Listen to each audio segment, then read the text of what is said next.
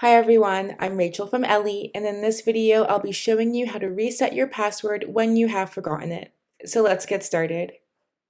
First, go to ellii.com and click Log in as a teacher. Right below the password box, click Forgot Password. On this page, enter the email your account is under and click Reset My Password. You will then see that a password reset email has been sent to you. Now go to your email inbox and look for an email from Ellii. If you do not receive an email within 10 minutes, you can try entering a new email into the Forgot Your Password page again in case your account is under a different email, or you can contact us for further assistance. You can also find the Contact Us button in the bottom right corner.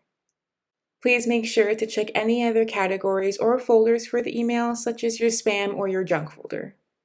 Once the email is opened, click the blue button that says Change My Password. Enter your new password twice. The password must be at least 8 characters long, include one special character, a number, and a capital letter. Once that is all set, click the blue Save button. Your password is now changed and you can use it the next time you log into your account. That's it for this video on how to reset your password when you have forgotten it. If you have any questions, please let us know. Happy teaching! Ellii,